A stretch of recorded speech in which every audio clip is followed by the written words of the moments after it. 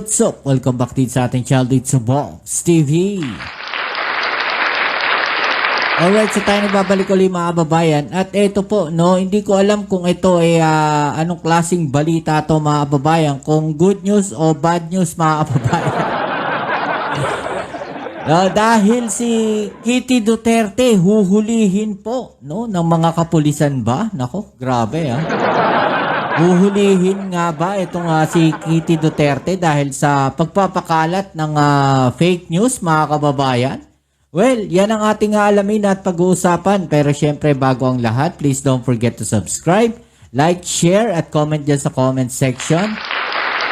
At pakiclick na rin po ang notification bell para ma-notify kayo sa mga latest video uploads natin. At guys, nire-request ko lang po sana, aking inihiling sa inyo na paki-follow din po yung ating FB page. Nandiyan po sa ibaba yung link mga kababayan. Okay? So, eto mga kababayan ngayon ang ating pag-uusapan. Kasi netong nakaraan, no, nagpakalat nga po, no, o kumalat ang balita na kung saan mga kababayan ay i-raid daw, no, ang bahay ng dating Pangulong Duterte diyan po sa Davao. Okay, at di umano, no, tumawag daw po itong si Kitty Duterte sa isa sa kanyang mga followers, no, sa mga supporters na mga Duterte diyan po sa Davao.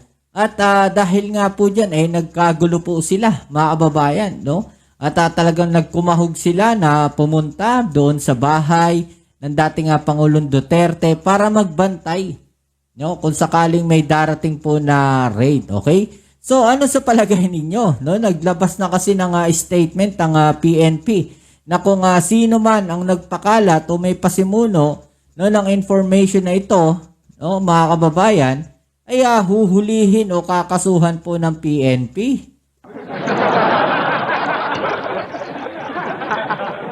Okay, so paano yan? Nanggaling po yung tawag kay Kitty Duterte. Diba? At may nalaman daw sila, no, na magkakaroon daw di umano mga kababayan ng raid doon sa bahay ng dating Pangulong Duterte. Epekto nga ba yan mga kababayan? At isa pa doon na masaklap doon mga kababayan kasi sinabi rin ni Congressman na Pulong Duterte na kung saan mga kababayan meron din daw mga dumating, no, na mga police, no, from CIDG at PNP staff, no, na kanila raw kinukuha yung mga pangalan, no, kung sino yung nag-utos siguro sa kanila, no, pinabulaanan din po yan ng PNP. No, so ito yung balita muna mga kababayan na ating alamin na yung pagtawag po ni Kitty Duterte doon po sa kanilang mga followers, no? Kaya nagkagulo sila doon sa Davao. Panoorin muna natin to mga tol. Para merong konteksto, no, yung ating pagbabalita. I'm very, very mad. Because why does it have to be like this? Alam mo yon? But I am very proud na mas in ordinary Davaoenyo, I woke everyone up. Because that's what Kitty said, call for help. And the only thing that I can do and I can think of was just go live and ask for help. Ako, baka madamay ka rin, tol. No? Kasi ikaw yung ikaw yung tinawagan ni Kitty, no? So pag nag-imbestiga, damay ka ron. No? Kung yung baka tinawagan o kung yung pagtawag sa ni Kitty Duterte ay legit ba? No, baka mamaya ilaglag ka niyan. Baka sabihin ni Kitty Duterte, hindi ako tumawag sa iyo. Oh, yari ka, lagot ka. Ayon kay Paulo, nakatanggap umano sila ng tawag mula kay Kitty Duterte na humingi ng tulong sa mga tao. Alam mo yung sa boses niya talaga na she was really scared. But she was trying her best to stay calm. Kami, I knew that was something serious. And the last thing I said to her, na Kitty, I got you. Yun yung mga kababayan diba? So siya yung tinawagan ni Kitty or nag-info sa kanya si Kitty. Tapos siya yung nag-live, mga kababayan, para magtawag ng mga tao o mga mamamayan ng Davao para magpunta, no, yung mga kapwa niya supporters doon sa bahay ng dating Pangulong Duterte, mga kababayan. 'Di ba? Pero pinabulaanan niyan, mga kababayan, no, ng PNP. Okay? At iimbestigahan na daw, no, ang nagkalat ng faking information tungkol po sa raid sa bahay, no, ng dating Pangulong Duterte. Nako po, yari kayo. Ito ba, mga kababayan, ay isa sa mga gimmick lamang? Ewan natin, no? Hindi ko na rin masabi yung mga yung mga ginagawa nila, mga kababayan, no? Parang ang kalat. Ilang masasabi ko.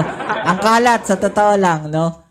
Agad kami nagsagawa ng aming coordination at validation sa aming mga units at nakita po namin, nakausap na namin ang ating SCIDG and Special Action Force and wala po silang impending operation. Wala daw pong impending operation, taliwas doon sa sinasabi ni Congressman Pulong Duterte, no, na may pumunta raw o dumating sa Davao, no, na mga CIDG, operatiba ng CIDG at Special Action Force. Diba? So saan ang galing yung information na yun, mga kababayan, no? Sa bahay po ni FPRD sa Doña Luisa. Kaya immediately na-determine namin na ito ay isang false information. False information lang, mga kababayan, no? Ginulo lang nila yung mga mamamayan doon. Nanagot sa batas ang sinumang may pakana sa pagpapakalat ng maling impormasyon. Sa umano'y gagawing search sa mga bahay o pag-aari ni dating Pangulong Rodrigo Roa Duterte sa Davao City. Yun, mananagot sa batas, mga kababayan, no? Yung nagkalat ng maling impormasyon. No? Kung babalikan natin yung balita kanina sa video natin pinalabas, no? Si Kitty Duterte yung tumawag doon sa isang supporters. At yung supporters ngayon ang nagtawag, no, ng mga tao. No, yung mga kapwa nila supporters para pumunta doon sa bahay ng dating Pangulong Duterte dahil ang sabi nga daw, no, magkakaroon ng raid. Di ba? So, nako, paano to? No, iimbestigahan si Kitty, ikukulong si Kitty, ganon. Kasi sa kanya nang galing So yung tumawag ganun ba mangyayari dito, mga tol? No? Ano sa palagay ninyo, no? Na nagdulot ng pangamba sa publiko. Ayon sa Police Regional Office 11, hindi nila ipagsasawalang bahala ang mga gawaing katulad nito na makakagulo sa peace and order sa Davao City at sa buong rehiyon. Ito na ang pangatlong beses na naranasan dito ang parehong estilo ng pagpapakalat ng peking impormasyon. So, hindi lang pala minsan, no? Hindi lang isang beses. Hindi lang 2, 3 beses na, pangatlo na, mga babae. Ng PRO 11, posibleng ito ay taktika lamang o paraan para magdulot ng kalituhan sa mga tao, lalo na't palapit ng palapit ang halalan. Miyerkules ng gabi nang kumalat sa social media na may gagawin umanong raid sa bahay ng dating Pangulo, kaya agad na dumagsa ang mga taga-suporta sa kanyang bahay upang magbantay. Paglilinaw ni PRO 11 Regional Director Victor Leon Rosete, walang koordinasyon sa kanilang opisina at wala ring deployment ng Criminal Investigation and Detection Group at Special Action Force personnel tungkol dito. Nako, may nauto na naman sila.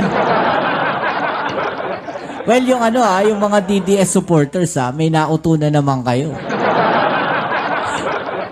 Kawawa sa inyo. Ganyan nyo lokohin yung mga kasama ninyo, yung mga followers ninyo, no, na mga kapwa ninyo DDS supporters. Ganyan ninyo, lokohin, no? Ano yan prank nila. Mag-iimbestiga ang PRO 11 at mangangalap ng impormasyon at ebidensya para mapanagot ang may pasimuno. Nagbigay na agad ako ng guidance sa aking mga kapulisan, sa ating mga units to conduct an in-depth investigation on this matter. At alam naman po natin na ang pagpapakalat ng maling impormasyon ay online ay maaaring maging liable sa ating batas At ito po ay isang serious offense sa ating Philippine law. Sa proseso ng investigasyon, makikipag-ugnayan ang pulisya kay Congressman Pulong Duterte No. na unang naglabas ng pahayag ng pagkadismaya sa naturang insidente. Ayun na nga di ba? Naglabas agad sila ng statement, di ba? Tapos nadismaya raw sila, bakit ganito, bakit ganyan. Tapos false information pala. Di ba? So, yung mga tao, nagugulo yung isip. Oh, so, yan yung sinasabi natin sa inyo, mga kababayan. No? Especially do sa mga DDS supporters. No? Kumpirmahin nyo muna. No? Sayang yung oras at pagod ninyo. Imagine ninyo, nagpunta kayo doon, tas wala naman pala. Di ba? Kumpirmahin nyo muna. Totoo ba? Yun ang mahirap kasi, yung mga binibitawan yung mga information na ganyan. Di ba? Alam nyo naman na magulo ngayon. Di ba? Yung sitwasyon, lalo na sa politika. Di ba? Mag-isip-isip muna kayo. Huwag kayong basta-basta nagpapaot. Ayon kay Rosete, sa ngayon ay walang umiiral na search warrant sa bahay ni dating Pangulong Duterte.